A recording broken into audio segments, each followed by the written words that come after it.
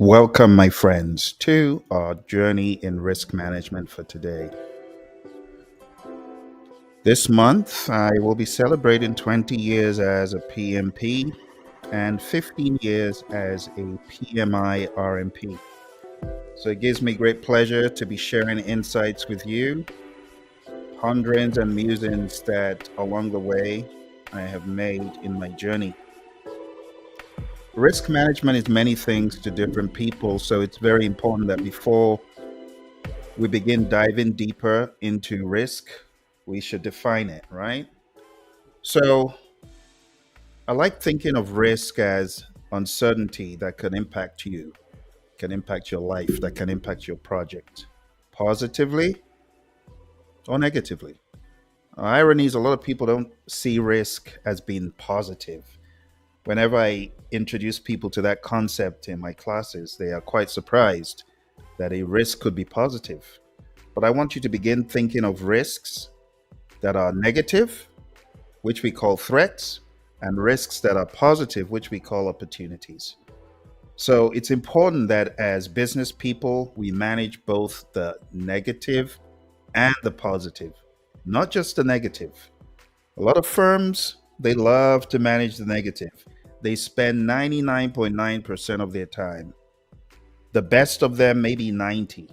Very few firms have I ever gotten an invitation to speak to them about positive risks. In fact, out of the scores of organizations, there's one that was into special plastics, specialty plastics firm that will remain nameless because maybe that's the upper hand they have. They think about opportunities proactively and they go after the opportunities. So today, I'm going to take you through a pretty extensive journey in risk management. As you can see here, I decided to focus on not just the negative, but the positive. I have escalate the risk, which could also be used for negative, but I also have share, I have accept, I have exploit, I have enhance. So I'm very attuned to both the positive and the negative risks. As a professional, I have found both to be important. You got to balance up that equation. In our journey today, not only will we talk about risk management through the lens of vanilla flavored risk management, we'll be going a step further to talk about the PMI-RMP certification, which I am very proud to have gotten back in 2010. Seems so long ago, my goodness. And in addition to that, I'm going to share with you some of my insights about AI powered risk management. In today's AI race, it would be foolish not to use AI for your analysis of data that is risk oriented. So, without much ado, let's begin a very interesting journey into the world of risk. We're first of all going to talk about the basics before we get into the AI powered stuff. So, let's jump straight in. When you talk about project risk management, that is very specific to projects. But I want you to know that outside of the realm of project risk management is a much broader context of risk in general. As you're driving to work, you're taking risks. As you're going down that alleyway, you're taking risks. As you're walking around, be it in the noon or at night, there are different levels of risk. The level of uncertainty, as my dad used to say, walking around late at night. He used to hate my late nights. But when I was younger, I would do the late nights and he would hate it. And being a parent myself now, I can understand why my dad didn't like those late nights because the level of risk is exponentially higher. Because it's dark, the level of uncertainty, it just magnifies. But at least if it's daytime, you can see what's coming. At night, you can't see what's coming. I remember walking home very late night one night and some shadowy figure appeared just round the corner. And I think he was as alarmed as I was to see me. And he took off running. Thank goodness. Thank goodness it wasn't the other way around. Anyway, just a fun story. Let's jump in. What is risk management? Risk management includes the processes for conducting risk planning, risk identification, risk analysis, response planning, response implementation, and monitoring risks on a project. It sounds like a lot. Now let's laser focus on this well known chart from the PMI. When you go all the way down to risk management, you see there are seven discrete things the PMI has mentioned that you should do in order to manage risk. And those seven things are: one, you got to have a plan; two, you got to identify what you're up against, and not just the risk, but you got to identify the cause and effect; three, you got to do an analysis of a qualitative nature of the score; four, if your organization is so inclined, you could do a quantitative risk analysis, getting more into the monies, getting more into the resource hours and things of that nature. Then, based on that, you can do your risk response planning for both positive and negative. Then you implement the risk responses, and then you monitor the responses. So that's the journey for today. Now, let's look under the hood a little bit more. In planning resource management, your main entries are going to be a project charter. That's one of the first things you get. And then you're going to use all of these tools and techniques, expert judgment, data representation, and so on. But what you're really going to look for is, oh, I beg your pardon, I'm sharing the wrong one. So this is meant to be risk management. So let me fast forward to a better place, maybe here. Let me do this in increments since I was in the wrong place. So when you're in planning risk management, the first thing you're going to do is you're going to come out with a plan for how to manage risks. And you're going to have similar tools and techniques to what I showed you, right? You're going to have expert judgment. You might do some data analysis. You might do some meetings. But your chief aim is to come out with a risk management plan, which is our output here. So when you're coming in with your project charter, maybe you have some elements of a project management plan. Your main goal is not to come out with the risks immediately, but it's to come out with a plan that contains things like this: the strategy, the method, the funding, the timing, the categories of risk, the tracking of the risks. Contrary to what a lot of people think, early on in risk management, this is where you actually decide, how is our risk register going to look? How is our risk matrix going to look? So you come out with these ideas very early on, and you create a risk management plan. The risk management plan is a document that explains how risk will be managed throughout the project. It may also contain information about methodology, roles, budgeting, and protocols. So that's step one. So there's a lot to be addressed here. So let's go back to our list. You got plan risk management, and after this, you have identifying of the risks. So in identifying risks, you're going to be involved in identifying individual project risk and overall project risk, and documenting their characteristics in what we call a risk register. The risk register varies, from company to company, but the elements of the risk register are pretty identical. You've got the risks identified, you have the cause, the risk, and the effect. That will be a good risk register. Unfortunately, a lot of firms, they just say, oh, what's the risk? If only they dug deeper, they would find out more about the risk if they required a cause and an effect as well. So it's not enough for you just to have the risk described. You want the cause and the effect, and that helps you more in your analysis. And then you've got the qualitative and quantitative analysis, which eventually gets added to the risk register. But in the very beginning, it's just the cause, risk, and effect, and you progressively add more. Let's take a look under the hood as far as what we do in identify risk. So in identify risk, we bring in elements that exist, such as our project management plan components, one of which will be your risk management plan. You could have agreements, contracts, which could have risks, other documentation. You apply the tools and techniques. Expert judgment is always very helpful. Interpersonal and team skills, because you're going to have a lot of back and forth between the team, understanding their perspective of risk. It needs to be a safe space in the meetings. And eventually, you're going to come out with what we call the risk register, which I showed you. Another output that could begin here is a risk report. And I often refer to the risk report as a State of the Union address as far as risk is concerned.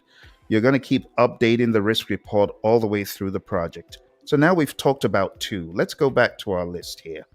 So taking a look, we've talked about plan risk management and identify risk. The third thing you're going to do, this is where it begins to get a little bit murky for people. And that's because we begin going into the analysis. The analysis is hard because sometimes people mix up qualitative and quantitative. But what is the difference? Qualitative risk analysis is the process of prioritizing individual project risks for further analysis or action by assessing, watch this, their probability of occurrence and impact, as well as other characteristics. So, what we're going to do here is find a risk score. And the risk score, you could find that by multiplying the probability rating by the impact rating. So, assuming on a scale of 1 to 5, 5 being absolutely certain, 1 being not very likely, and then the impact 5, loss of life, catastrophic, 1, not so bad, and impact. If you have a probability of, let's say, a 3 and an impact of, say, a 4, we have the probability rating and the impact rating. You multiply them, and you're going to get what we call a risk score. That risk score is going to be a 12. It is a relative ranking of risks that you've identified. And this is what we do in the world of risk management without getting too far into technicalities and tools. It's a very straightforward on a scale of 1 to 5, you being the expert, because we leverage a lot of expert judgment based on your 20, 25, 30, 40 years, some of you of experience. How probable would you say this risk is? What will the impact be on a scale of 1 to 5? And you have to get pretty prescriptive about those ratings. Those are not just random numbers that you throw out. If you say it's a 1, your firm must have a very tight nomenclature of what a 1 means. Okay, so my recommendation for you, if you're a project manager in a firm and you're spearheading this whole risk effort, you need to make sure that when you are coming up with those numbers, you are very, very prescriptive about what a 1 means in terms of cost, in terms of schedule, in terms of scope, in terms of safety, all around. And this is a hard part of risk that very few people do, because you have a lot of numbers appearing in documents, such as the one I showed you. But when you say a 4, okay, give me some more specificity around a 4 so that I, as a professional, I'm able to go back into my expert judgment banks and come up with something specific, precise. Because qualitative, oftentimes it can be loosey-goosey. In fact, some firms use what I call the lazy method. The lazy method is where you just say, oh, let me qualitatively analyze. I'll just say it's a high. It's like this one here, right? That's a lazy method. Or you say, oh, okay, it's a medium. But what do you mean by a medium? Which is why I prefer going numeric, going a little bit numeric, and you don't have to go into dollars at this point, or euros or yen. You keep it at that probability rating and impact rating. Now, when you multiply them, they're all going to find their level. You're going to have some that are low, those are green. You're going to have those that are yellow, somewhere in the middle. You're going to have those that are abominably high that you have to do something with. But definitely don't do the lazy method. I see some firms doing the lazy method. And while I agree that some risk management is better than none, but this is almost like none because it's so subjective. You got to give me some background how you got to high, and that's where we get into the probability rating and the impact rating, and then the score ultimately. And don't bounce this just off one individual. Have multiple data points. They're very smart ways of developing these tools.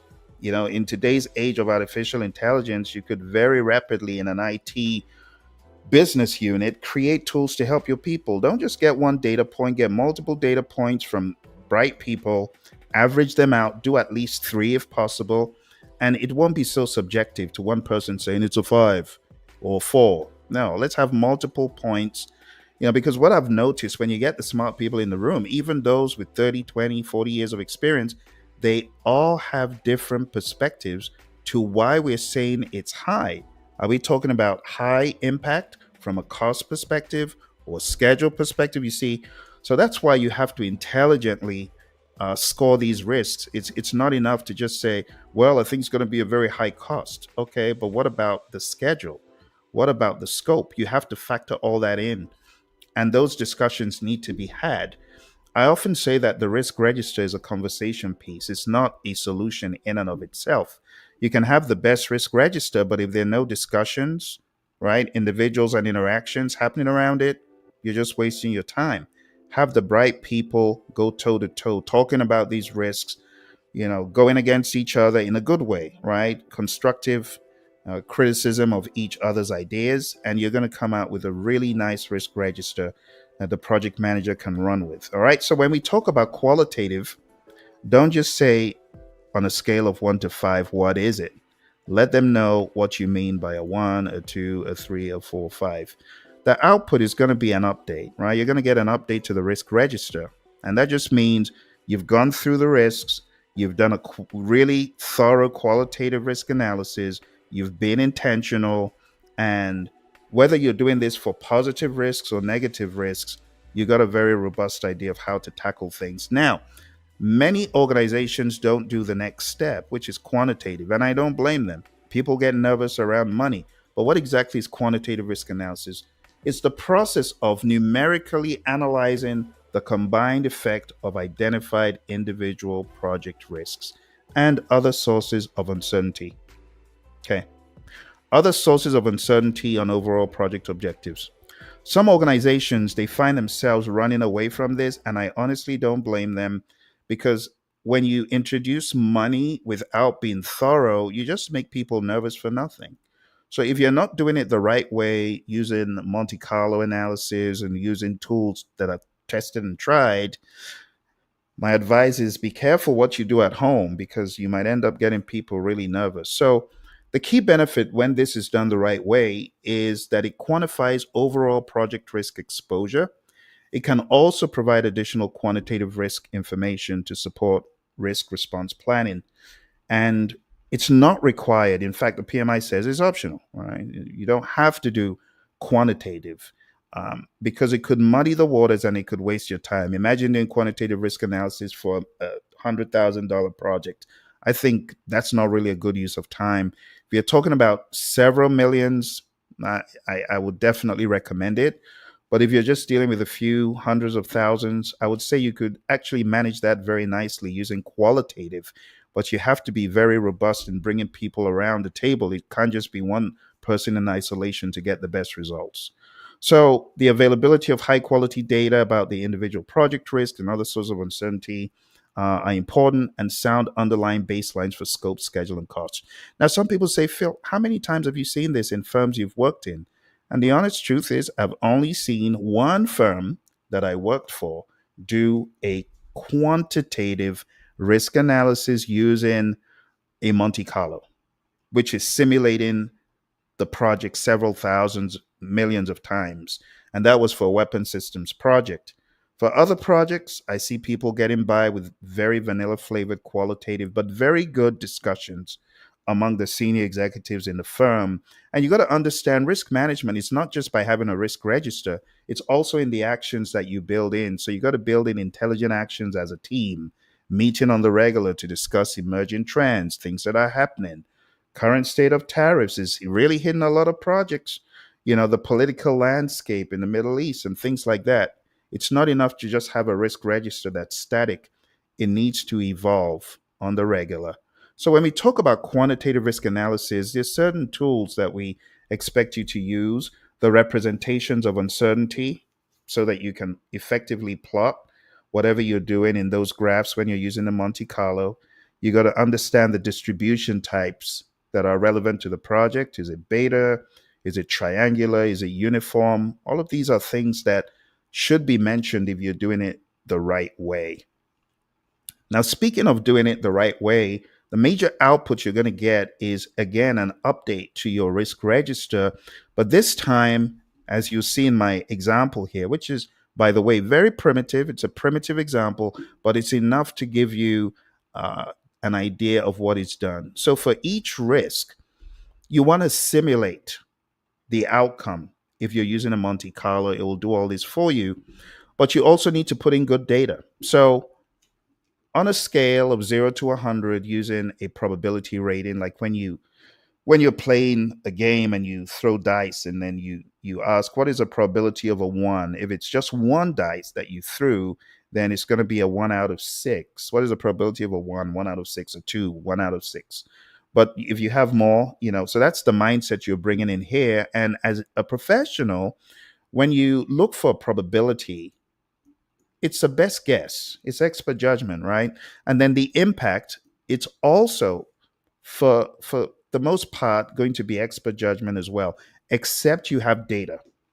And honestly, very few projects have the data to make it less than an expert judgment guess, which is why a lot of firms would opt not to do this because it's so subjective.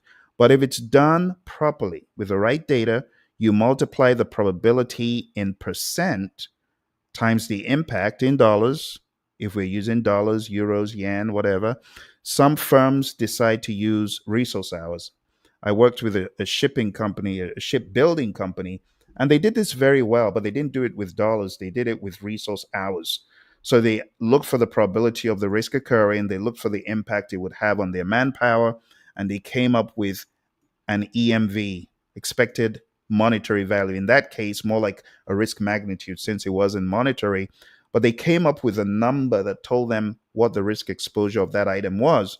And for the items that had high risk exposure, they decided to be very intentional about managing those risks by either mitigating or even avoiding. So, before getting into planning of risk responses, you want to know those risks that are extremely high because those are the ones that you're going to go after. When I say high, I'm talking about the expected monetary value of the EMV. Now, not throwing shade on any company that does this. I know some firms do it without really knowing the full impact of what they're doing. But I worked with a logistics firm that did this, and they were quite happy at the results because they had experts that were very knowledgeable and intentional, very collaborative. So when they say the probability of that happening, that's a 90. They're not just throwing numbers out. They're really serious in the analysis, and it's based on historical information and expert judgment. So they did this, and they actually managed their risk register very nicely. So I don't begrudge any firm that uses this, right? I'm not saying don't use it. I'm just saying when you use it, make sure that the people in the room are truly experts who have the historical information to back up whatever they're putting into a quantitative risk analysis. Um, there are other tools that you could use to do this more intentionally. So there's a company that I used to follow very closely back in the day. They're called Palisade, PALISADE.com. Palisade was bought by another company recently. They now go under the name Lumivero. Lumivero. So let me show you their website just in case you are interested in checking them out. So if you go to Lumivero's site, you've got various possibilities. They've got different simulations, but they were really known under the Palisade umbrella as a risk analysis company, and they had Monte Carlos, both that could work in Microsoft Project or Excel. Very helpful tools. So you can see they have one called At Risk. They had At Risk for Project once upon a time. Let's see if they still got it. Or At Risk for Excel. Powerful risk analysis for confident decision making. I mean, this requires a lot of deep understanding of project and risk management. So it's really a Monte Carlo simulation. It says at risks, Monte Carlo analysis computes and tracks many different possible future scenarios in your risk model, showing you the probability of each occurring. In this way, at risk shows you virtually all possible outcomes. So if you're a risk geek and you want to knock yourself out with this stuff, as I did, especially as I began growing in the world of risk management, you might want to go check that out. Very good company. They actually have webinars for those of you who are looking for PDUs. You could very well get some PDUs by watching their webinars. They had some free webinars on there once upon a time. So you might want to go in there, take a look at what they've got. All right. For those of you just come in, we are talking about risk management, and I am celebrating 15 years of being an RMP and 20 years of being a PMP. So I'm bringing some of these masterclasses to you to sensitize you to things that have helped me along the way in my career. So, just to give you an idea of the roadmap, those of you who know this familiar face, we've covered plan risk management all the way down to quantitative. We're going to talk about the rest, and then we're also going to go into the risk management professional certification. We're going to go over the outline. I'm going to break it down for you. And then we're also going into the world of AI powered risk before that. Okay. So we've talked about quantitative risk analysis at a sufficient level to give you an idea of what is going on there. Those are the tools, techniques, inputs, and outputs. This is from PMBOK 6, by the way. And going into the next thing is planning risk responses. So, how do you plan risk responses? Well, you got to first have the data, the cause, the risk, and the effect, because this is the process of developing options, selecting strategies, and agreeing on actions to address overall project risk exposure. And the key benefit is that you're going to identify ways to address not only the individual project risk, but the overall project risk, the things that could tank the entire project. You see, the mistake a lot of project managers make, they're only focusing on the individual project risks, but we need you to also focus on the overall project risk. And as a result of you doing this, you're going to allocate resources. You're going to effectively and appropriately respond to the risks. You're going to come up with ideas working with a team. This isn't the PM working in the basement. It's not a solo effort. This is everyone involved. So you're going to have the inputs, project documents, project management plan. You're going to have tools and techniques such as strategies for threats, strategies for opportunities, which I'm going to show you here. I'll give you some helpful mnemonics. You're going to think about contingent response strategies, which is plan Bs. And then strategies for overall project risks are very similar to the individual risks. So, plan risk responses. Let's jump into the tools and techniques one more time. Okay. So, you've got all of these, and it could result in change requests or updates to the risk register. But when you think about this, there are certain mnemonics that I am going to share with you to help you tackle risk from a more intentional perspective. Let's go to a whiteboard here where I can type and write on the board.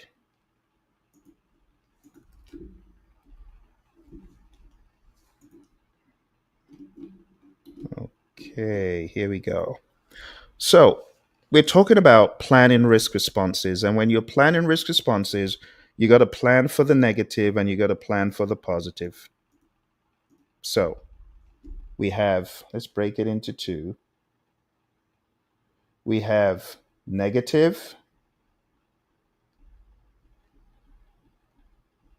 and we have positive. Okay. For the negative risk, the mnemonic that I use for this is A team. A team. And what does A team stand for? It just stands for avoid, transfer,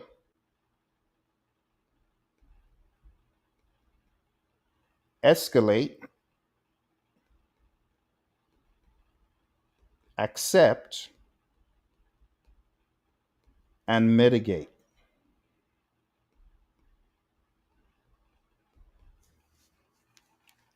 Those are your strategies for negative risks or threats. So let's break them down one by one. Excuse my abominable handwriting there. I don't have my stylus. That is all just using my index finger. Okay. So when you talk about avoid means you are 100% taking action that will prevent that risk from having an effect on your project or materializing. It's bringing the probability or the impact to a zero. So think about it, probability times impacts, right? That's how we analyze the risk. If the probability is zero, you don't care about the impact. If the impact is zero, you don't care about the probability, right? As long as you can truly get it to zero, right? As long as you can truly nullify the risk. A good example of avoid would be cutting off part of the project and not doing it because it's too risky. There goes the risk, never to happen again. See? Now, going over to the next one, transfer is when you purchase performance bonds.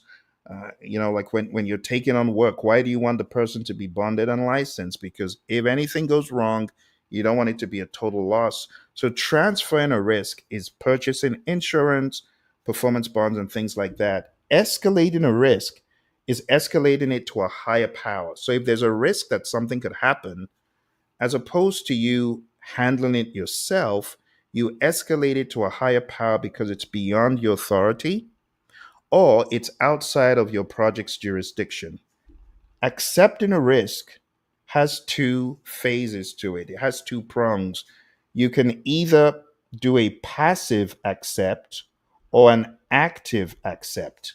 Passive accept is doing absolutely nothing and saying, well, I guess if it happens, it happens. There's nothing I'm going to do about it. You would accept risks that have very low consequences, low probabilities, low impacts. And we normally throw these into what we call a watch list. You put those risks into a watch list, you watch them, and if they get worse, then you can no longer just accept them. You got to do something about them. And then we also have an active accept. Active accept means you're putting aside some form of contingency to deal with the risk if it happens. So you're saying, let's put aside $500 to deal with this. If it happens, at least we got some money. Or let's put aside additional resources if it happens. You see, it's not proactive. You're still accepting. You're not doing anything proactive. So there's a difference between passive accept and active accept. Active accept is putting money aside, but you're not taking action in advance of the risk occurring. The risk has got to occur, and then the contingency is going to be used. Okay? Now, mitigate as a strategy is a reduction in the probability and or the impact. So when you mitigate a risk, it's not removing it. You see, a lot of people they use the word mitigate for everything. And mitigate is just one of the five. See? ATEAM. Five things. Mitigate is just one. And it's important as a professional, you be specific. Don't just call everything mitigate. Mitigate is a reduction of probability or impact. How is that different from avoid? Well, avoid is killing that thing that it ain't going to happen. And if it did happen, it's a toothless bulldog. It's like rendering its power useless. So even if the risk happened, the impact is a zero. So that's avoid. Mitigate is different. Mitigate doesn't take it to a zero. Mitigate could still have what we call residual risk.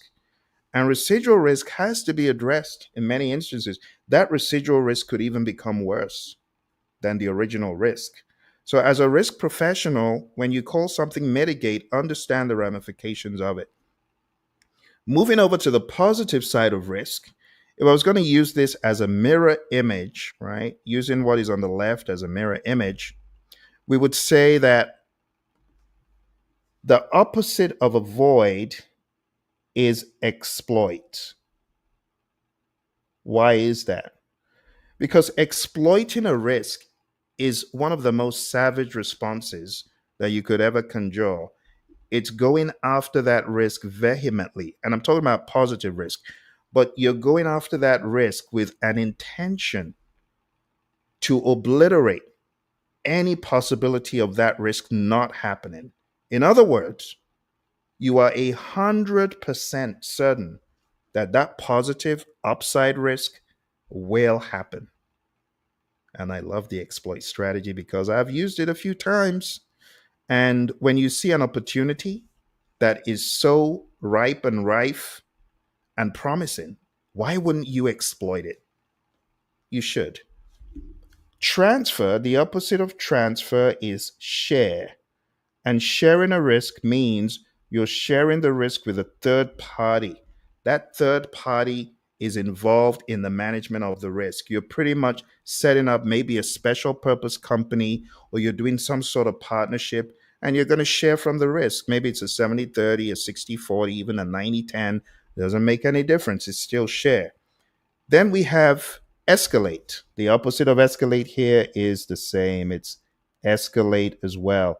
Escalating a risk just means, whoa, this is a huge opportunity.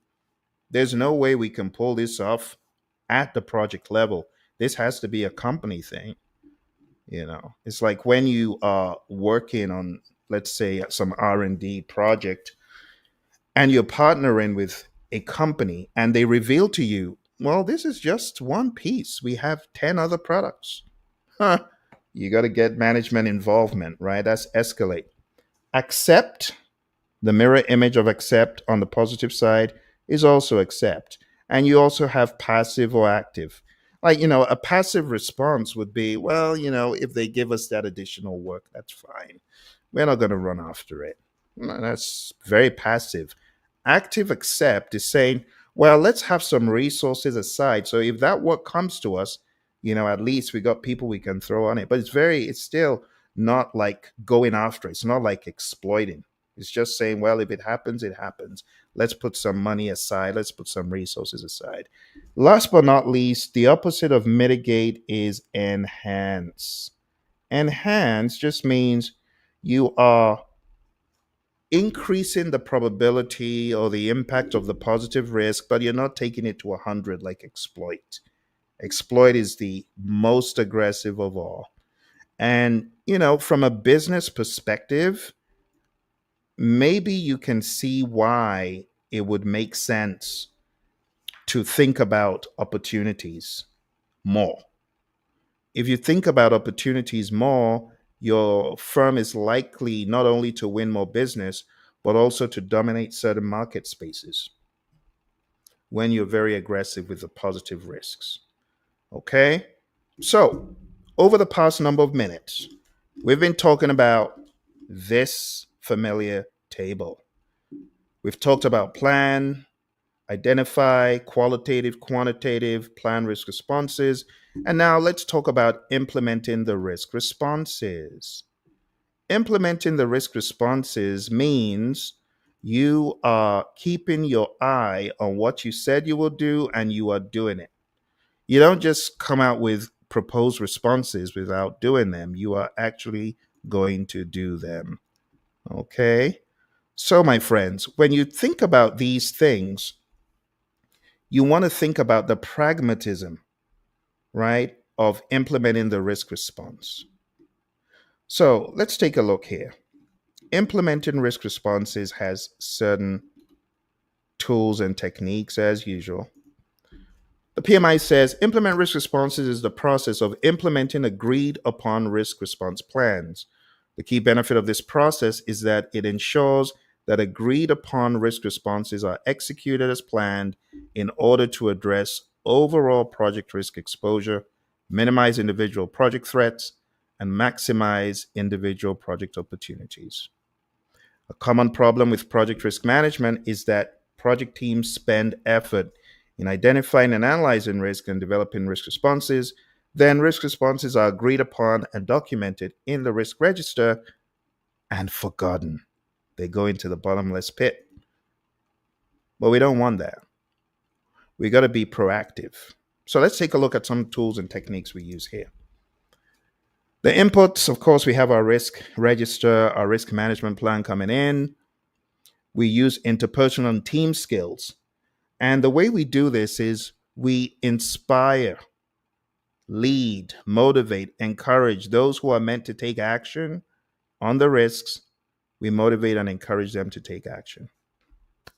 The output, you could have change requests.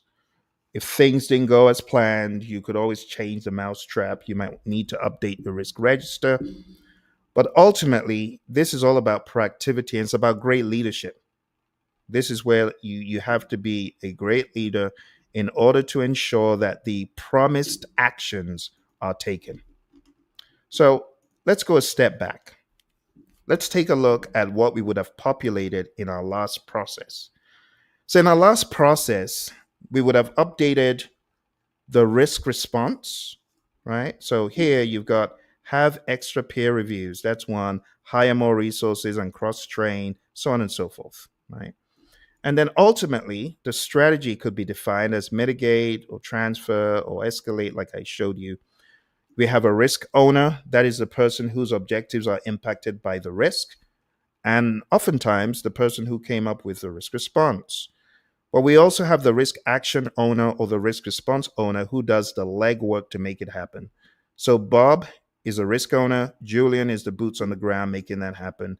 And this one, Mary is a risk owner, and May is a risk response owner. Now, in some instances, you actually have both people being a singular entity, project manager. In fact, in a lot of firms, people lament to me that, Phil, I am everything on this risk register. I'm the risk owner, I'm the risk action owner, I'm the project manager. And that's okay, But if you have team members that can jump in to help, why do it all alone? See, the problem in a lot of predictive risk management outfits is one person is a centralized leader and trying to do everything as opposed to delegating. So just bear in mind, delegating is the name of the game over here. Okay? So those are our inputs, tools, techniques, and outputs. That is process number 6. Now we're moving into the final one. It's monitor risks. So what is monitor risks all about? Monitor risk is the process of monitoring the implementation of agreed upon risk response plans, tracking identified risks, identifying and analyzing new risks, and the benefit is that it enables project decisions to be based on current information about overall project risk exposure and individual project risk.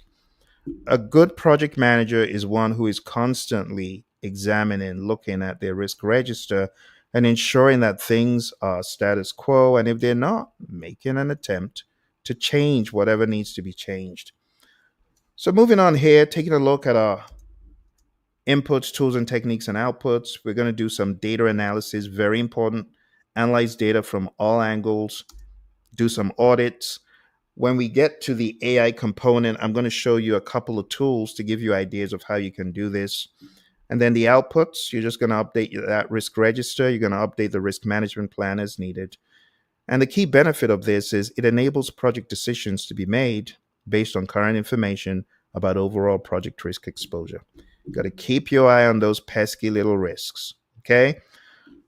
So, my friends, here is a summary, just taking you through, and I mean, this is a very condensed version, but just taking you through how risk management works.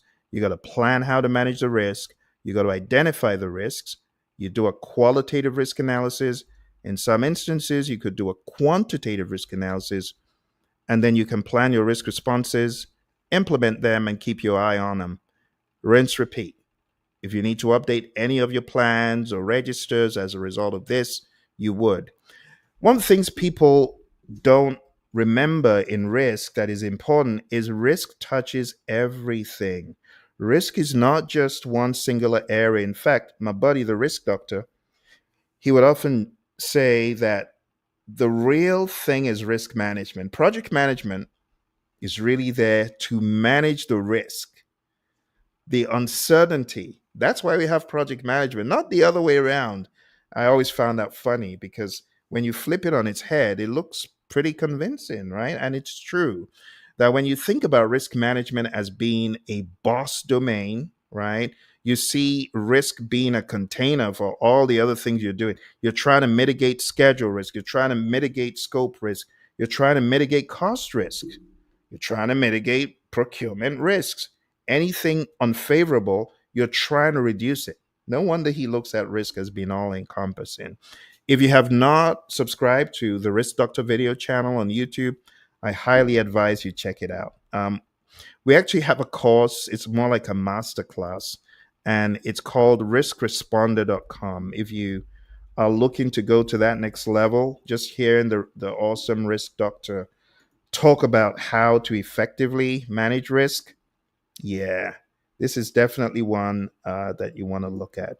So I know some of you are not looking to get RMP certified, but you are looking to know more about risk.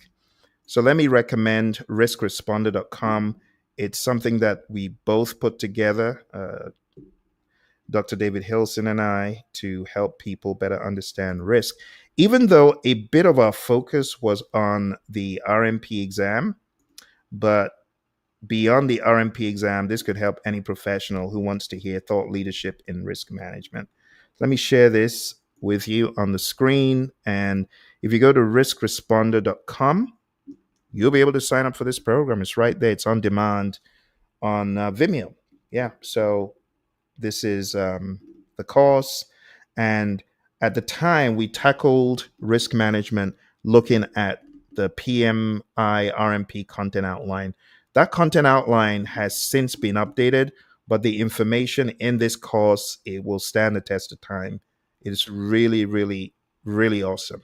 So I'm playing the part of the student consultant, and Dr. Hilson's playing the part of the professional, giving me the advice, showing me at the time the risk practice guide.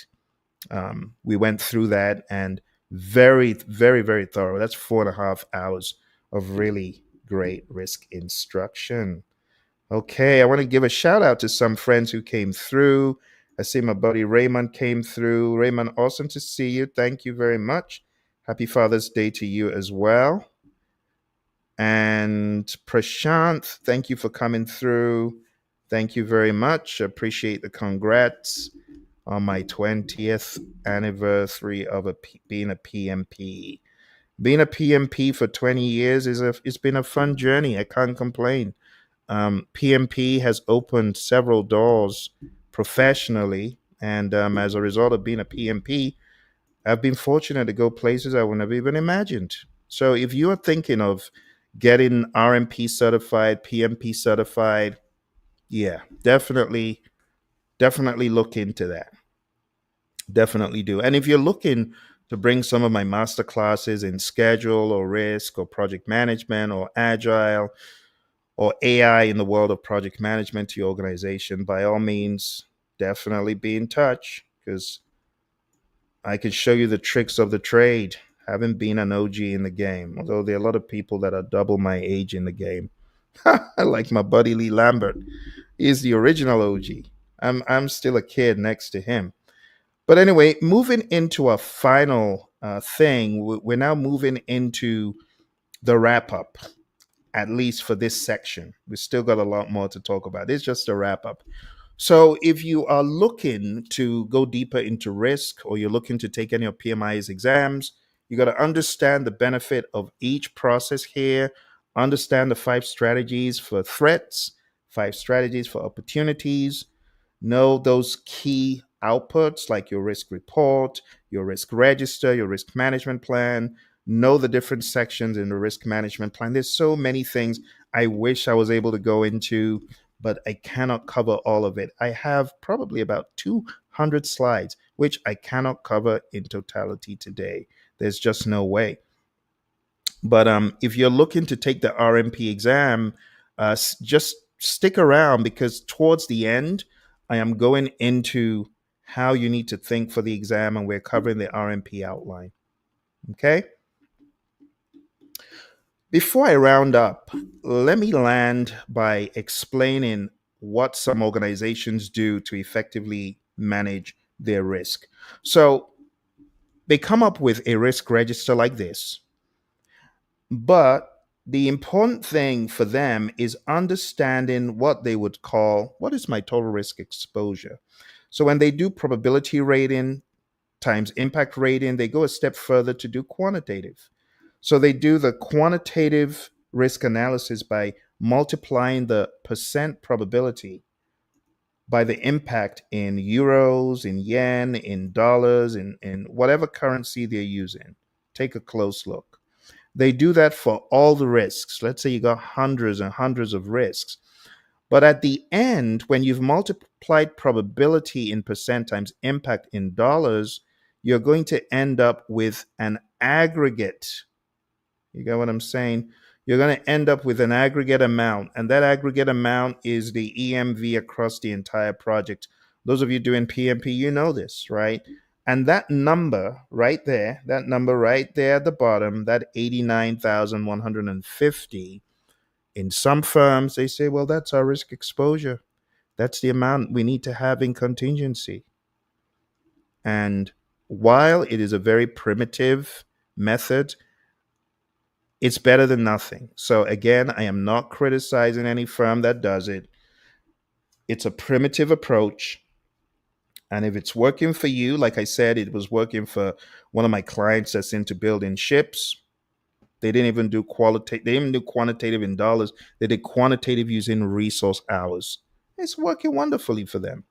So I don't begrudge you, right? Just be innovative in how you apply it.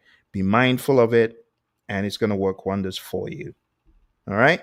If you have any questions about risk management, it's always good to hear your questions. Okay, so drop your questions if you got any. But let's move on to our next journey in the world of AI powered risk management, navigating VUCA, volatility, uncertainty, complexity, ambiguity with precision and clarity. So now I've given you the lay of the land of vanilla flavored 101 risk management. Let's dial it up just a little bit. Okay. And dialing up just a little bit is all about leveraging AI for risk management in real projects. The way to do this, if we're going to talk about every step in risk management, number one, when you are managing risks and you don't have experience to the degree that you need, maybe you got like a little experience, but you're now working on bigger projects, it would be prudent to engage with artificial intelligence to gain some extra ideas on how you can better do this. It doesn't hurt, and nobody needs to know. Because I know some of you, you're trying to act all cute. You don't want people to know you're using AI. There's no shame in that. There's no shame in using artificial intelligence. You don't have to put in your company data into GPT. In fact, PMI's tool, Infinity, I believe it's called. You don't have to put in data. You can just go straight in. And you can use it for insights if you haven't done so already. I'm curious, how many of you have used PMI's Infinity AI tool? It's like the chat GPT of PMI. Have you used it or not? So I think if you want to work with Infinity, I think if you want your information to be stored, I think you need to at least have a membership. Well, at least have a registration. I believe it's a registration. So I am a member of the PMI. Okay. So I'm able to go into the tool and use it. But if you don't have Infinity, let me show you what Infinity looks like just so that we're on the same page. Because I know some of you are wondering, well, what does it look like? So I'll show you. PMI Infinity looks like this. It looks like a custom version of GPT. Now, PMI has a vast prompt library here for RTMs, daily stand ups, scope management. There are many topics, as you can see here.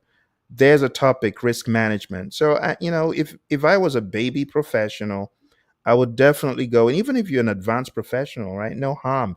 It says develop a risk register template that can be used to document and track risks throughout the project lifecycle. Click on that. Okay. So that's the prompt. You don't even need to type the prompt in. PMI has that as a ready prompt. And there is your risk register, the beginnings of your risk register, right? That's not bad. But going beyond that, I personally have developed bespoke tools for my clients and myself that go beyond just having a GPT. They are a little bit more specific. So I'm going to give you an idea of how I leverage AI to generate similar data, but in less steps. So assuming I wanted to generate a risk register for a project, I would use a tool such as this. This is what I call the project risk generator tool. And this is peculiar to Praizion.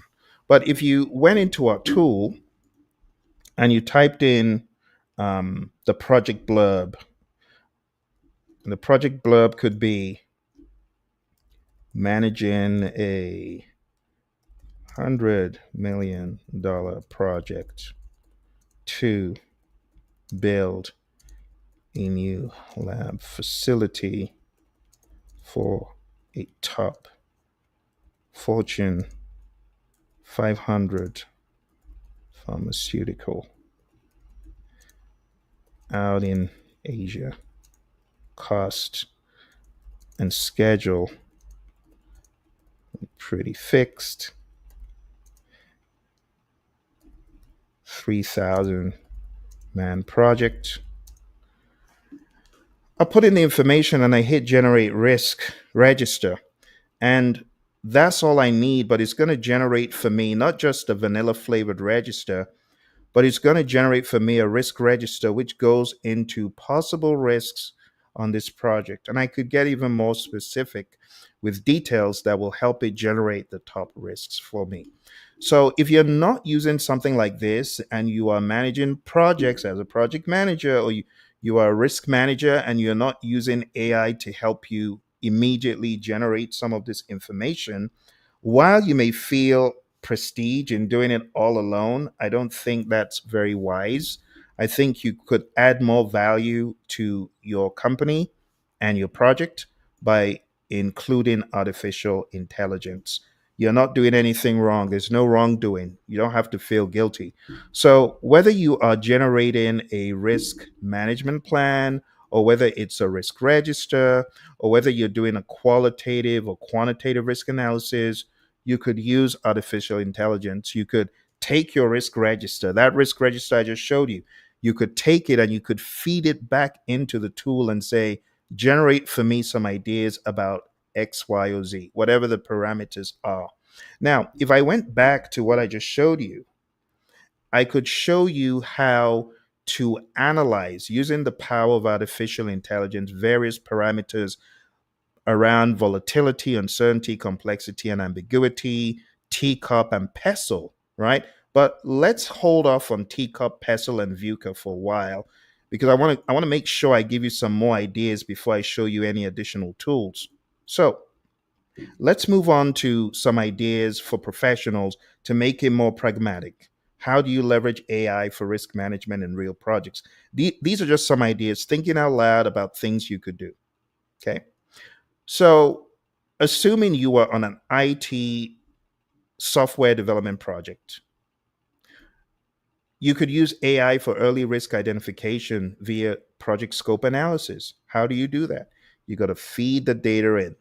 Okay. Now, if the data is very specific to your firm and your firm does not have their own AI, it's sad. They should, especially if they're in the top tier of firms. But these days you could have your own AI behind your firewall. Maybe they should look into that. You could do code reviews. You could do chat GPT prompts or GPT prompts for dependency risks and historical failure patterns, AI driven velocity forecast. And a prompt could read what risk might arise with these APIs and architecture. You'll be amazed at what you get. Medical industry, similar to what I just showed you. How about literature mining for adverse event risk? You could take existing literature, feed it into the tool ethically, and get feedback.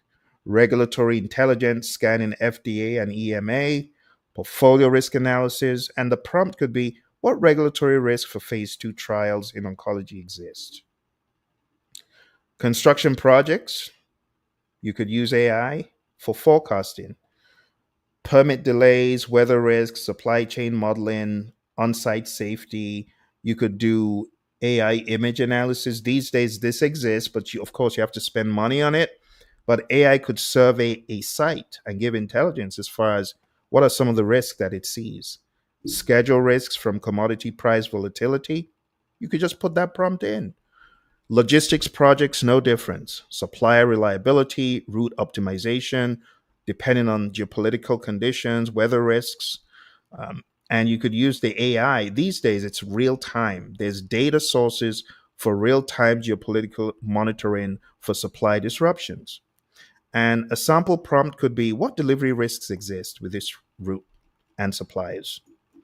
When it comes to product development, you could use AI to identify compliance risks like FCC and CE risks, market readiness, and you could just ask, given this bill of materials, what sourcing or compliance risks may delay the launch? So the summary is general best practices, right? You could prompt with project charters, schedules, roadmaps, supplier lists. Nothing is too big for AI. You can give it tons of data and it will in a quick turnaround spit out ideas for you, as I'm going to show you with our VUCA, PESO, and TECOP tool. You could combine AI and predictive analytics and dashboards, but most importantly, don't forget your brilliance as a professional. As you use AI as a partner for your human experience, you just get further ahead. It's just a no brainer. So, the summary of all that I'm showing you is AI transforms risk management with early identification, very rich analysis, way beyond what I could do in Excel. I know a lot of you are Power BI fans, but Power BI plus AI will get you even further ahead. Adaptive responses, greater resilience, and just feed it good data. Don't feed it junk. Feed it good data. Don't be suspicious of AI. Look at it as a partner, right? Not a bandit. And just pilot AI on your next project. Some of you still shy of AI, like AI is taboo, like it's bad. It's not bad. It's nothing bad in using artificial intelligence. What is bad is using it and denying that you used it, or using it under the table when your firm has said, thou shalt not feed our information into AI. If you're doing it, please don't do that.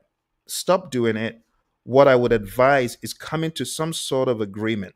Okay. Now I want to go back to PMI's tool. And the only reason I'm going back here, I'm not selling it. Okay. I'm not trying to sell you, oh, be a PMI member. No, I'm not selling you any of that stuff, even though there's huge advantages of being a PMI member if you are a PMI or PMI-RMP. But one of the advantages of using this is it is a familiar face. PMI is a reputable firm, right? So using this, in my mind, has less risk, right? Because this is PMI's AI tool. So in my mind, it has less risk, but still follow the same procedures you would if you were speaking to someone over the web. Be careful what you put in. Don't put in trade secrets, trade agreements, contracts and things of that nature, except it's behind your firewall and your firm says it's okay to do. Okay. Now, let me just give you a very quick example. So if I was going to be a PM on, let's say, a project type I'd never managed, I am about to manage a large scale AI transformation for my healthcare company. What should I be thinking about for a risk management plan? Guide me, give me a template, give me ideas. And it's going to think for a little bit, and then it's going to spit out some ideas for you. Managing a large scale AI transformation healthcare setting involves careful planning. And honestly, what I like about this tool is it knows from PMI's pool that it's trained them on and the repository. It gives you a lot of context, more specific context, but it talks about plans and things you should review. It's always a great start. I have a lot of people who are very suspicious of AI. Well, maybe this will give you a little bit of comfort to know you're in a familiar territory. It's even giving you examples of how your register could be formatted, and it's giving you links for you to check out sources. Okay. Another tool that people kind of look like a gift horse in the mouth is Miro. Okay. Now, this is an example of how you could use Miro to amplify your ideas. So if you look here, it says, in a few words, describe the diagram you'd like to create. So I said, risk relationships for new pharma, new medication project for bespoke meds for cancer. And this is what it came up with. It came up with, as you can see here, this is a mind map. And it's letting me know these are the kind of risks I should be thinking about on a project like this. Under risk management, I've got financial, I've got legal, I've got operational risk, I've got clinical risks, I've got stakeholder engagement risk, post-market surveillance, and many other things, right? Research and development, regulatory, FDA, manufacturing, quality control. It just makes you amplified thinking with minimal effort. Minimal effort. And it's all clicking that magic button. Now, if I said, transform this into an engineering project for a 85 story structure in ME. I feed it, and all it needs is a few seconds to generate a mind map of potential risks, right? Cost overruns, under financial, legal risks, operational risks. I see a lot of people building very simple documents, and simple documents are good because they waste a lot of time. But beyond the simple documents, maybe using Miro to create a mind map is going to help amplify your team's thinking way beyond what they would have ever done. But you, as a human, you couldn't possibly come up with a mind map like this in 10 seconds, 20 seconds. But this tool, Miro, can. You see, and what I'm trying to show you is don't just look for AI for being a document. I call it the chipmunk people. The chipmunk people are just doing the templates. The chipmunk mnemonic, I saw six Cubans, or I saw six chipmunks quietly roasting coffee, reading poetry stories. The other mnemonic is, I saw six Cubans quietly rolling cigars, really puffing smoke. But I call it the chipmunk mnemonic because it goes through all of the integration, scope, schedule, cost, quality, resources. And what a lot of PMs are doing, they're just doing the chipmunk stuff. They're just doing, oh, I got to create a project charter. But there's more than a project charter. Project charters are good, they're very important. I agree. But beyond the project charter, you need to start using AI. You need to use big boy, big girl AI to do more than just the chipmunk stuff. You got to use it to amplify thought. You got to use it to challenge thinking. You got to use it to analyze data. You got to use it to create things that are huge, hugely important. Okay. So it's not just about documents. Like when you go into PMI's tool, uh, don't just use it PMI Infinity. Don't just use it to create documents, use it to amplify thinking. Okay. So let me give you another example. Let's say you're on a project. I just got word that the client has additional services to be bid on. How could we position our 50 years oil and gas and construction experience on this bid? Now it's very loose. It's very loose. But sometimes you got to keep things loose when you're putting them into AI for your privacy reasons. But if I put that as a prompt, it's giving me ideas that I may not have readily thought about. I'm not even creating a risk register. I'm just asking it for advice, you see. And then you got to go to the next level, and you got to say, based on whatever parameters, what you know, maybe what you know about me. So my AI tool of choice, it knows a lot about me. It knows so much that it actually reminds me about stuff I've forgotten. Now, I know that scares people, but it doesn't scare me because I ain't done anything bad. I ain't running from the law. Having trained the likes of the FBI, I ain't definitely ain't running from the law. So I have no problem with telling AI a thing or two about me. Okay. So based on what you know, coach me into this role. And for me, it knows everything. It knows my mentors. It knows John Maxwell is my leadership coach. It knows Roy is my agile coach. It knows Dr. Rick Brinkman is my communication consciousness coach, so on and so forth. So when I tell it stuff, it's coming at me with specific ideas. See? Specific ideas. I did this for Roy one day, my buddy Roy. I said, Roy, watch this. I asked my AI tool, do you know who Roy is? And immediately it told Roy his whole history. And he said, yeah, that's Phil, that's scary. But anyway, jokes apart, you got to begin using AI more than just a dumb terminal. It's more than just a paper pusher. You see how it's mentoring me. Understanding industry language, leverage your experience. Things that you may not have really gotten. And unfortunately, a lot of people don't know they are paying hundreds and thousands of dollars for coaching that is not even up to par. It's not even, I mean, you would be better off speaking to AI than speaking to some humans, right? Except they're very skilled like me.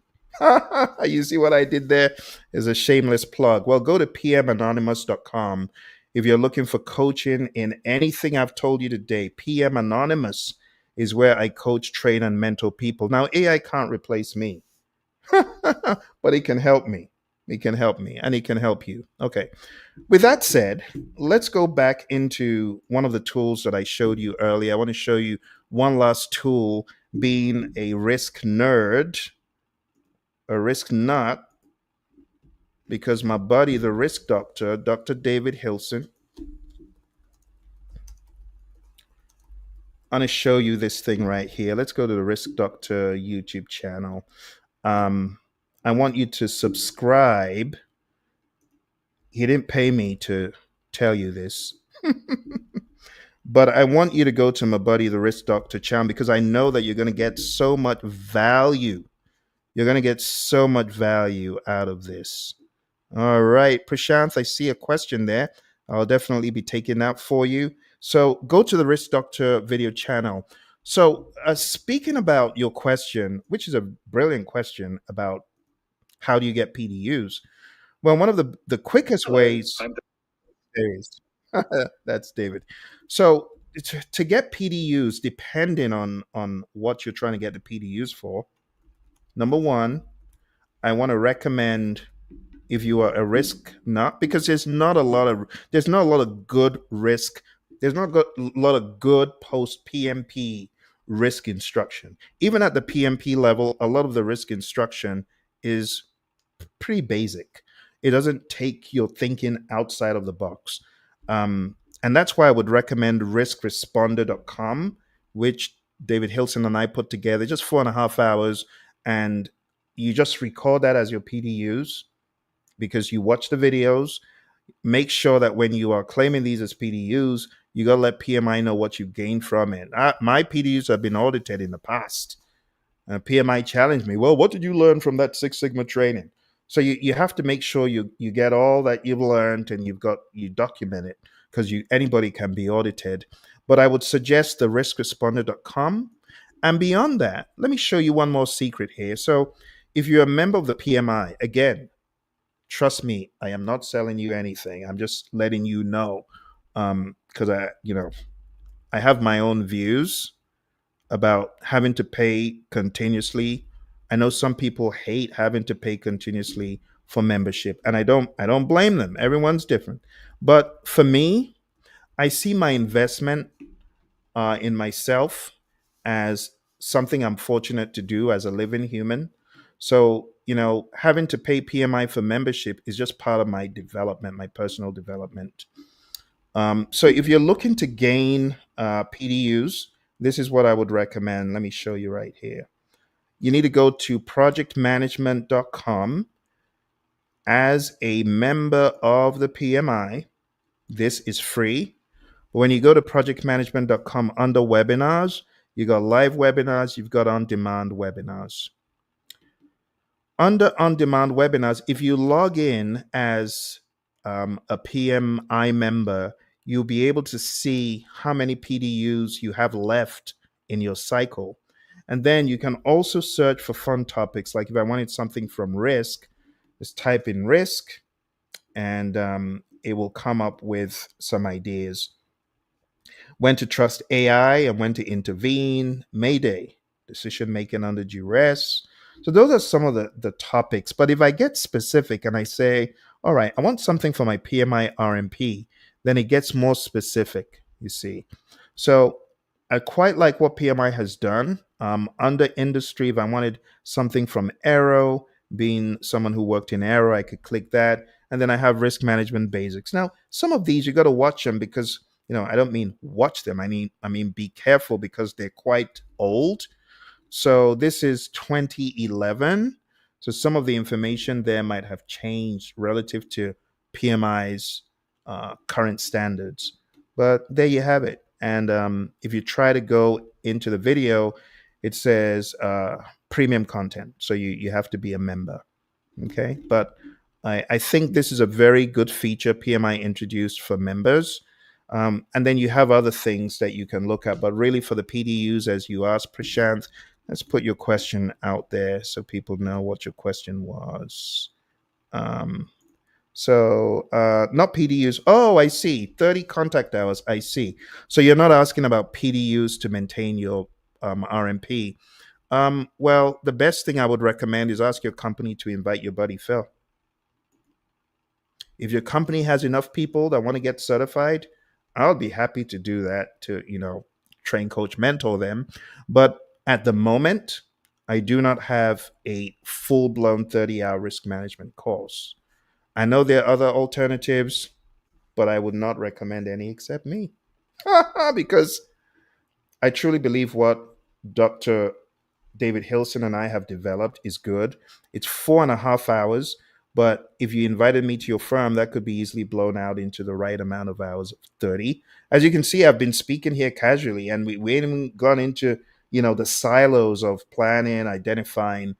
The sad thing is there are not a whole lot of RMPs in the world, so it doesn't justify me spending so much time in training 30 hours of rest to just one or two people. I need a class of individuals to make him worth my while. So for anyone listening, if they've got, people who want to go down this path, or maybe you as an individual, go to pmanonymous.com, check out what I have there. If your firm is willing to sponsor you, I can mentor you one on one. I can teach you one on one for your RMP exam. I would love to do that, but the conditions have to be right.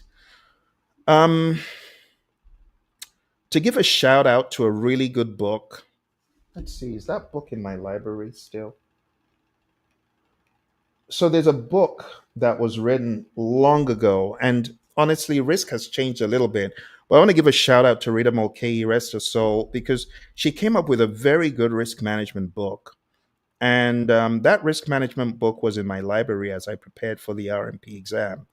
And she had some very good questions. I don't know if that's still in my library, but it was a pretty significant book on risk. It's a very, very good book. But unfortunately, PMI have changed the game. Not only do you have project risk, you have portfolio risk, you have program risk, and you also have agile oriented thinking for risk. So that book may not be encompassing, but it's definitely a very good book to liberate your thinking by the late Rita Mulcahy. Okay, so with that said, thank you, Prashant. I appreciate it. Awesome, awesome. If there are any other questions, please let me know. I'm trying to look for questions in the chat, and that was your initial question. Thank you very much. I'm also looking on Instagram. I see a few of our friends: Anosh, Deccan, Akilumadi, Talisha, Amen, and Sahu. Thank you for coming through there, and all of you who may have come through on LinkedIn or other platforms. We're just about closing the AI portion before I go into the RMP portion. So let me go into one more topic here. Let's go into the concept of VUCA, TECOP, the regular suspects. I'm going to show you a tool that will kind of liberate your thinking a little bit. And let me share my screen. So over the past number of minutes, we've been kind of thinking out of the box about risk, how to view risk in this age. When I get done with this next thing, we'll go into this thing right here, the RMP outline. So this is another diagnostic tool. So in the very beginning, I showed you the project risk register generator from Praizion, and we put in a blurb. So a project to manage uh, 85-story structure, build and use uh, a boot contract arrangement upon completion for 10 years, uh, 300 million budget in Abu Dhabi, and generate the risk register. I should take that first. And then we're going to generate the risk register. Like I said, in the world of risk, you want to do things smart. So here we go. We got various risks: soil instability and ground conditions, accidents or incidents, disputes. So this is the beginning. We can go nuclear, can go crazier in this thing. But this is one tool that helps you immediately generate a risk register, spits everything out in the blink of an eye. The second tool that I would use for this, I would get that same description and put it in here. And if I wanted to get a pestle analysis um, as far as what this project could present, all I'm going to do is click Get Pestle Insights. And when we talk about pestle, we're thinking about political, economic, social, technological risks, legal risks, and environmental. So here it breaks down based on what I put in. Here's the political risks. Abu Dhabi's political environment is generally stable, but changes in regulations related to construction, real estate, or foreign investment could impact the project. So it's giving you ideas. I'm not saying this is an all-inclusive list of pestle insights, but it's a very good beginning. And I'm telling you, when you get intelligent people in the room, this it just gives them wings. It's not Red Bull. It's a good pestle analysis that gives your team wings. But pestle is just one way, is one way of thinking. And you can see the very detailed report it's given me. We could probably talk about this and get insights, cover our bases. Everything from labor laws, intellectual property, building codes. It's helping you in the blink of an eye. You get what I'm saying? Now, going over to volatility, uncertainty, complexity, and ambiguity, we can also get those insights. So I'm clicking on the VUCA button, and the AI tool, based on how it's been trained and what it knows, it's going to give me volatility insights. Rapid and unpredictable changes in the external environment are likely. Key areas of concern, and it gives you details. I won't go into all the details, right? But that's a VUCA look. And for those of you that haven't read the PMI's PMBOK Guide 6th edition, it has these three frameworks for risk prompts. So PESTLE, VUCA, and TECOP are three ways you can get further insights. Let's click on the TECOP insights. And here at the bottom, if you scroll down, you see AI is doing its thing, and it's giving you the TECOP: technical, environmental, commercial, operational, and political risks. This is in the blink of an eye. So, for those of you project managers that are not using artificial intelligence like this, I want to encourage you to do so. Right? And if your IT department is available to build things for you, why won't it?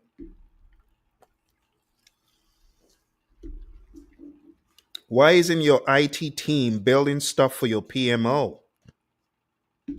If you need someone to consult with your IT team and PMO, this guy will help you.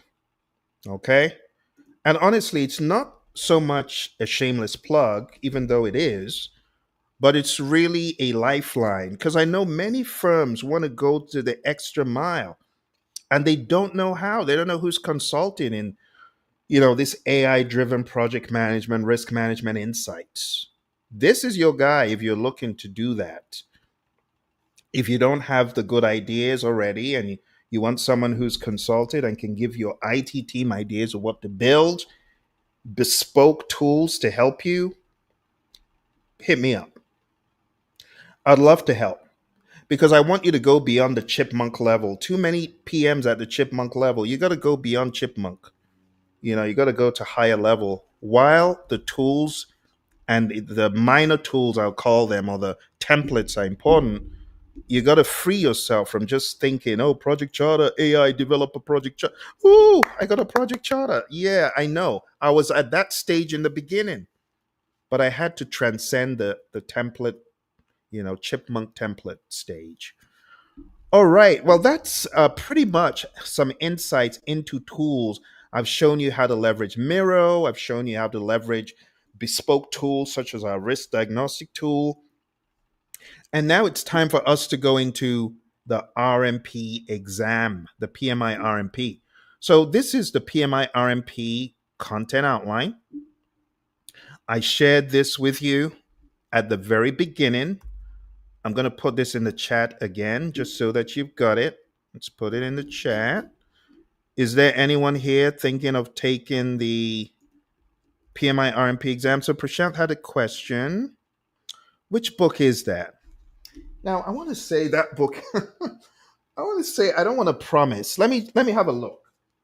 I don't want to promise and then fail. Let's see. Oh dear. Yeah. Hold on a second. Do I have the book? Hmm. I'm so sorry. I'm not able to find the book. Not able to. Oh, wait a minute. Wait a minute. I think I found it. Yeah, I found it. Okay. It's always worth a try, isn't it? It's worth a try. This is the book that I read as I got ready for my RMP exam many, many years ago. Many, many years ago by the late, great Rita Mulcahy. I don't know if you'll find this book on Amazon, but what I like about the book, there are very few people in the world of project management that I would recommend to anyone. But I recommend anything I know she did because a lot of the stuff that's coming out now, she's not with us anymore. So she's not like all over that, even though it may contain her insights. But this one, I know that she wrote this one shortly before she left this planet. And it's a really good book. It's very well written. And I mean, it's very impressive. She was definitely one of the great minds of our time. So, I know a lot of people, when they look at the book for PMP, they don't like her writing style. I don't mind her writing style. Maybe because I'm a little bit like that. I'm so over the top in project management that I can understand why someone would write the book as she does. But it keeps you on your feet, keeps you on your toes. The book has a lot of nice little templates, has some templates.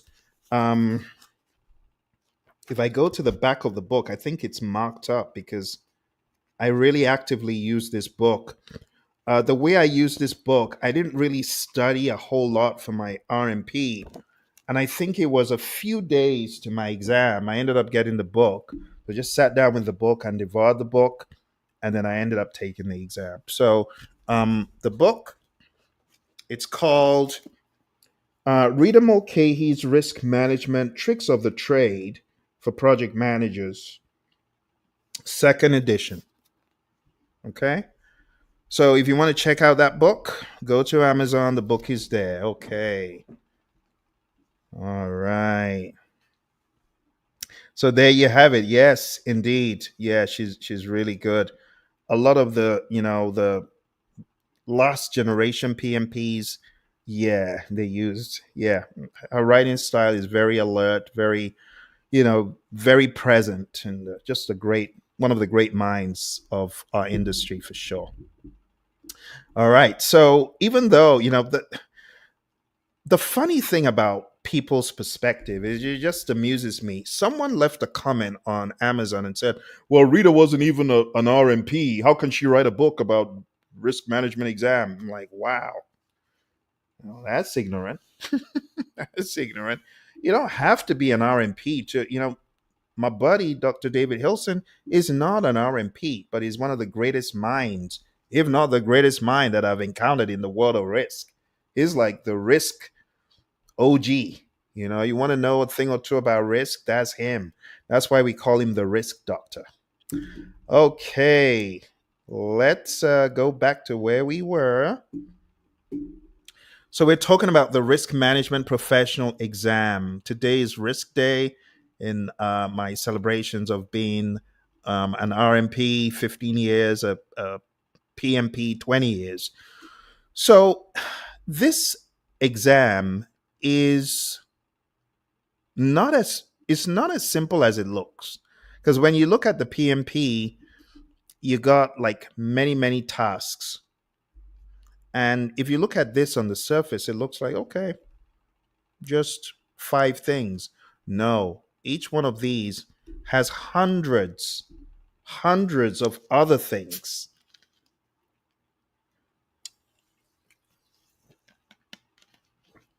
You see, hundreds of other things. Um, just to clarify the question that we got from Prashant, because I know some of you must have been wondering, what does he mean by PDUs? So it's not really PDUs, Prashant. It's really more like contact hours. So you're really asking, how do you get the contact hours? That's really what it is for the PMP, or the RMP, I beg your pardon. Because PDUs is, I'm certified, I need professional development units to maintain. Contact hours is, I want to take an exam. How do I qualify for that? So let's see what PMI has here. So these are the requirements. So let's expand this, because there's a lot to go into. If you have a high school diploma and you don't have a degree, you need to have 36 months spent in the specialized area of risk management within the last 5 years. And on top of that, you need to have 40 contact hours of formal education. Okay? You need to have 40 hours in the area of risk management training. If you do have a 4 year degree, okay, or a bachelor's, then you should have spent 24 months in the specialized area of risk management within the last 5 years. And we're talking about 5 consecutive years. We're not saying, well, I did some risk management in the 90s for a year. That's not going to qualify. It has to be within the past 5 years. You also need 30 contact hours of formal education in risk. And that is what our friend Prashant was asking about, this stuff right here. And it's hard to come by good and great risk management training, because a lot of times people just do it because you're trying to make a buck. But someone like the risk doctor and I, when we get into it, we get into it because we love it. We get into it because we have a passion. So it's been 8 years since we did that program on riskresponder.com. But we're very passionate about what we talk about in those videos. If you're thinking about taking the risk management professional exam, I would recommend using the riskresponder.com videos as part of your prep, so that you are elevating your understanding of risk to a master level, as opposed to it just being, well, I'm a project manager managing risk. There's a difference between you being a specialist. So this exam is for people who are risk specialists. In other words, you really went into the belly of the beast of risk management during those 5 years that you're referring to. Okay, and then we also have those who went to a GAC accredited college. You need 12 months in the specialized area of risk management. You need 30 hours of formal education. Okay. Now, the rest of this outline in typical PMI style is going into the exam details. So you have 100 questions that are scored, 15 questions that are pre-test questions, and a total of 115. The exam, the allocated exam time is 2.5 hours. Um, for those who don't pass, it's three strikes and you're out. So you can take it three times. If you don't pass it on the third try, that person has to do it again after waiting a year. Okay. But with that said, let's cover each of these areas: risk strategy and planning, risk identification, risk analysis, and risk response, and then monitoring and controlling. Okay.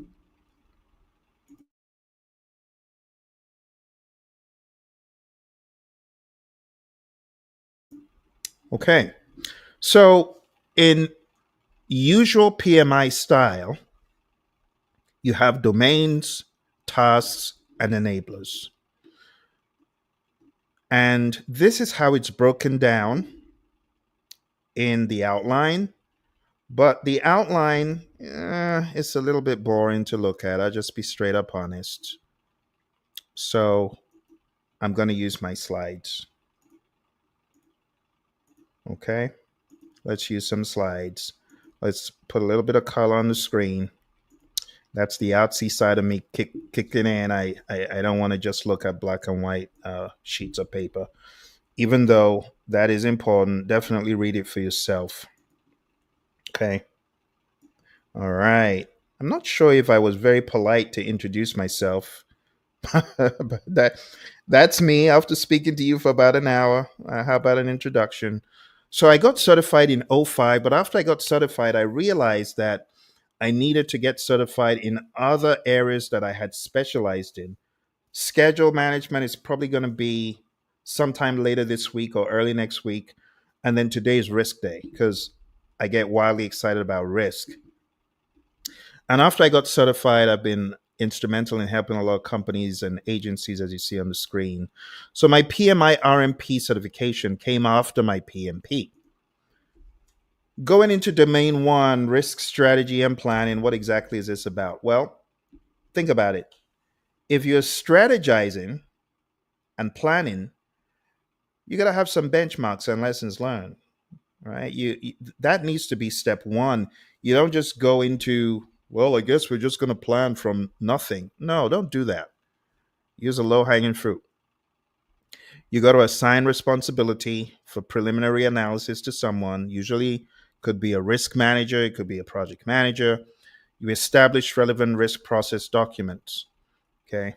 Now, as you approach the RMP exam, I want you to understand, in the words of my buddy, the risk doctor, he often says RMP is PMP plus, which means this is not for PMP level. This is PMP plus a higher level because you're thinking more strategically. So this is strategic think as well.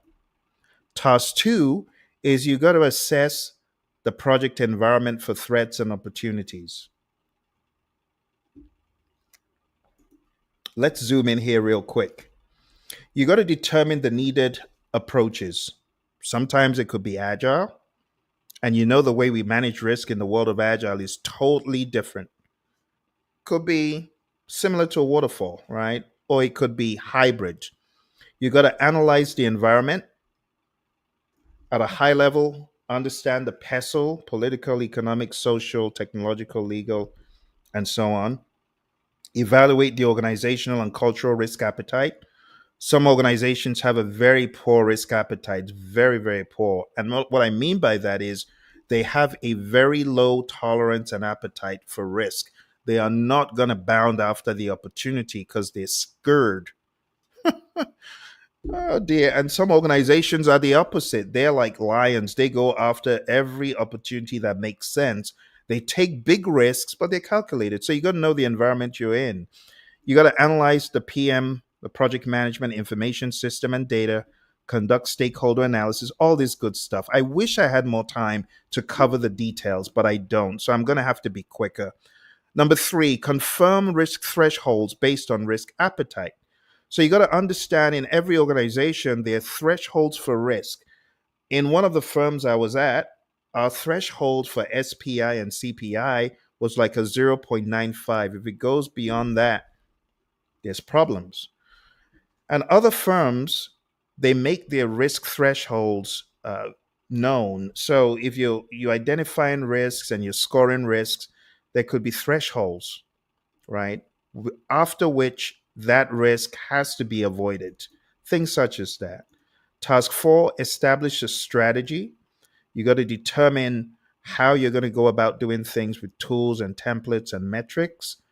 Task five, you got to have a risk management plan. This is the bread and butter of the risk manager. Why wouldn't you have one? Newsflash, a lot of PMs don't have a risk management plan. They don't. And they're managing millions of dollars a project. Even hundreds of thousands is bad enough. Even tens of thousands, my friends. So in this one, in the RMP outline, you are supposed to have a risk management plan. You look at the RACI and the RAMs, you define the roles, you compile all that good information, you have an RBS, a risk breakdown structure, which could exist from the past, and you're going to define communication and prioritization criteria. You're going to establish stakeholder empowerment and education strategies, and you're going to be intentional about it. And then plan and lead. That word lead is laden with a lot of insights because you're going to influence, leadership is influence. So you're going to influence risk management activities with stakeholders. You're going to collaborate with them at every level. You're going to leverage stakeholder analysis. You're going to manage risk attitudes. So the risk attitude of an individual is how they see the risk.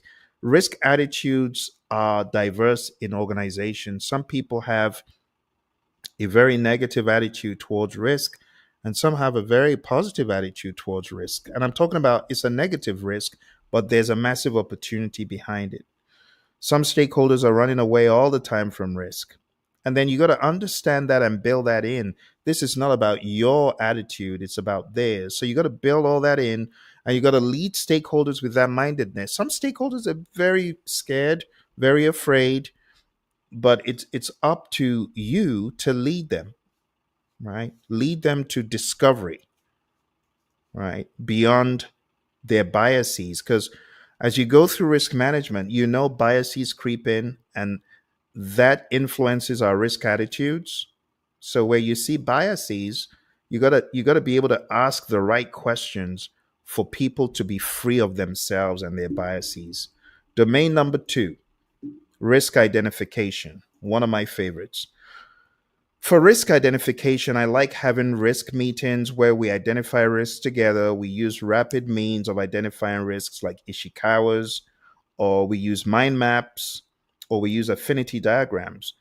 Another way you could do this a little bit more laboriously is by having interviews, interviewing subject matter experts, but ultimately you're going to analyze the results and you're going to come out with not only the risk, but the cause and the effect.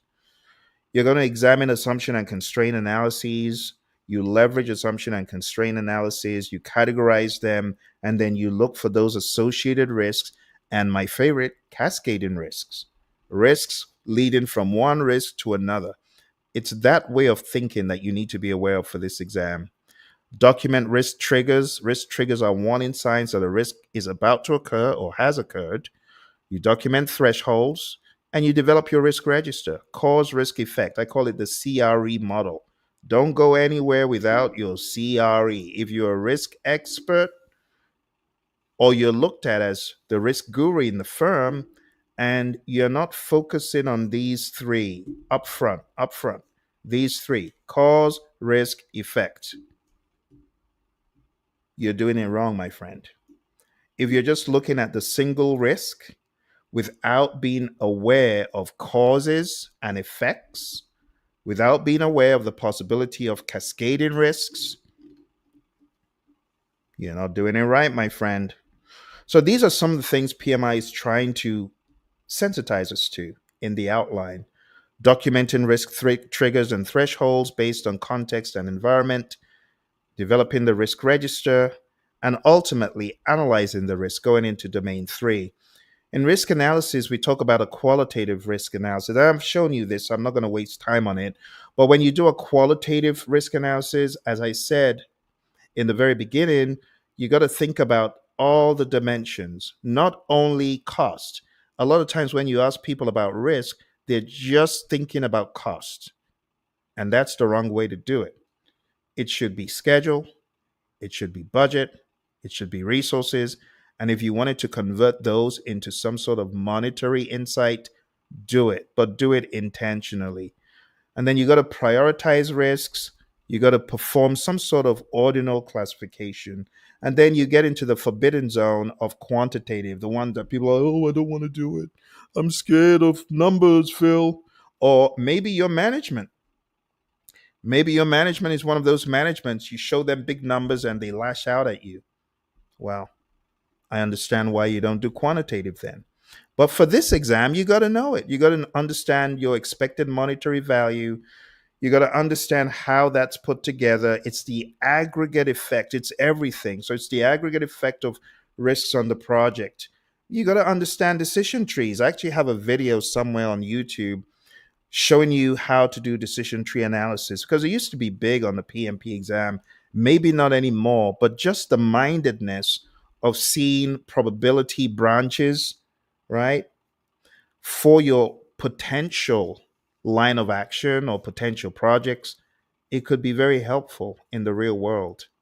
So if you haven't watched that video, just search Praizion decision tree analysis. It should probably come up with that video. All right, moving on.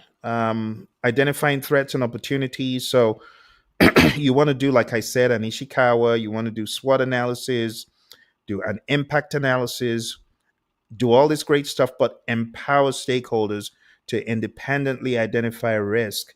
One of the things that we used to talk about back in the day was doing um, an anonymous survey of the experts.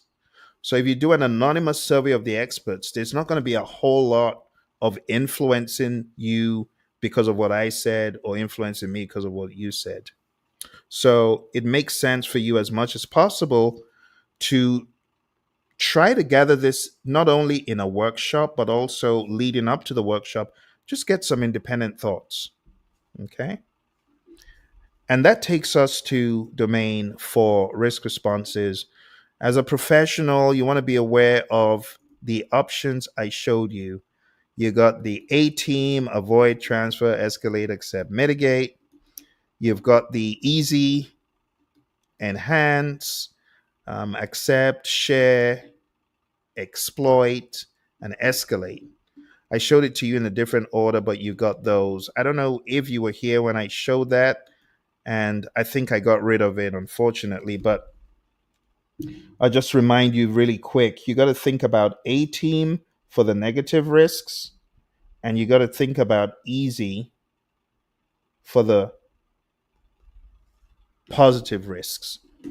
And trust me when I tell you, this stuff is so alive and well on the exam. You actually can't escape it, right? You're going to come across this in planning risk responses.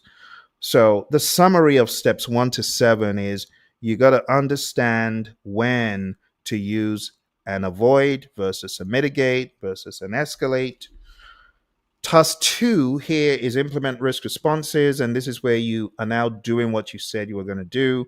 You're executing, you're collecting feedback, you're evaluating, and you're improvising actions as needed. And we call those workarounds. Domain 5, this is monitor and close risks. Don't be alarmed, those of you PMPs or PMP students. Phil, I didn't know that was a process. It's monitor risk, but in the outline, it's called monitor and close risk because you got to close risks out of your risk register. So, task 1, as you're doing your monitoring, is you're reconciling performance and data reports. You're monitoring overall project risk exposure. Task 2, you're monitoring the pesky little residual risks and secondary risks. So the residual risk is a risk that remains as a result of you taking action. It helped, but there's a little bit left, or maybe there's a lot left. A secondary risk is a risk that emerges as a result of your risk actions. So you are mopping the floor, right? And there's a risk of someone falling. And you say, well, to take care of the risk of someone falling, let's put a sign that says wet floor. And then you put in a wet floor sign, you've now created a secondary risk of someone falling over, and that's how risk is in general. You could take action, but you've opened a wormhole of something worse. Not in every situation, but in some. So you got to be aware of those. Task 3, provide information to update relevant project documents. Aggregate, summarize risk data, update the risk information, the register, the lessons learned, the risk report, and push out those updates. Monitor project risk levels. It's something you should always be doing. You should always be thinking about all manner of risk: people risks, equipment risks, compliance risks, technological risks, commercial risks. Basically, think TECOP, VUCA, and PESO all day long. And when you're done, my friends, remember that before you exam, you got to have some questions like this. This is an easy one, by the way. During a hybrid project, the team identifies a risk that a key component may not meet quality standards, potentially delaying delivery. The team proposes to work with an experienced external consultant to ensure the quality standards are met. Which risk response strategy is being applied? And you know what everyone chooses for this? Everyone chooses the wrong answer because the answer is not A. This is not transfer. When you really boil it down, what are you doing? You are trying to ensure that the quality standards are met, but it's not a given. It's not a given. So the answer to this would not be transfer, as many inexperienced RMP students would choose. It's actually mitigate, because you're bringing in an external consultant to reduce the likelihood or the impact of the risk. So it wouldn't be transfer. Okay, bringing in someone doesn't necessarily mean, oh, it's transfer. Let's do a couple more. This one.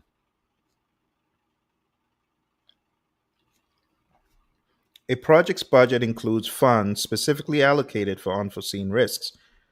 Midway through the project, a critical risk materializes, requiring the use of these funds. Which concept is being utilized? Okay, now I expect those who are PMP students in the making, I expect you to get this. This is relatively straightforward. So you would know that contingencies are for known risks. For unforeseen risks, the answer would be B. So management reserves. And these are more like definitional questions. All right, let's ask one from a different world. Finally, during a sprint planning meeting, the team identifies a risk that a new tool may not integrate well with the existing system. The team decides to proceed, but agrees to revisit the risk at the next sprint review. What strategy has been applied?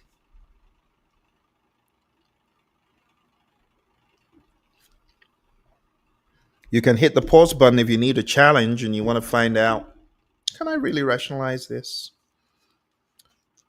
So, my friends, the best answer for this one,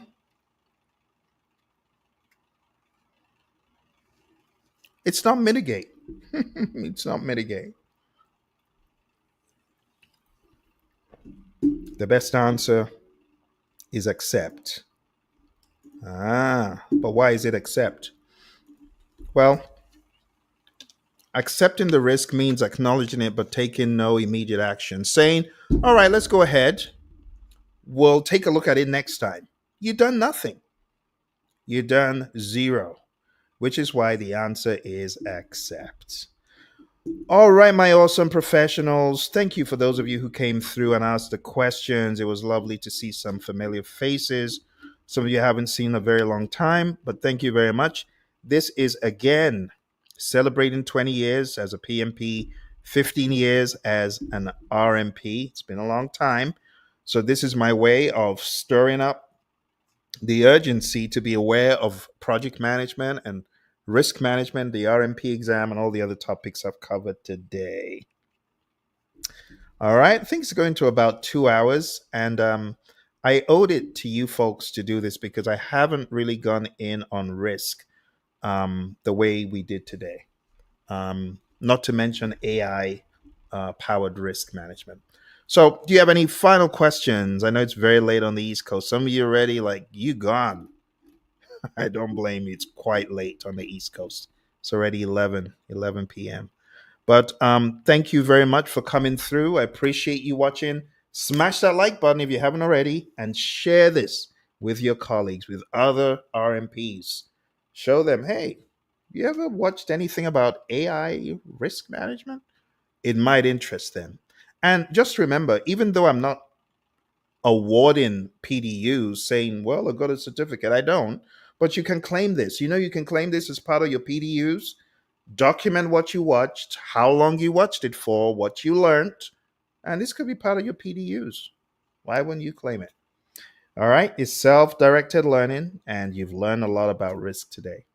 All right, thank you very much. I wish you all the very best and appreciate you joining.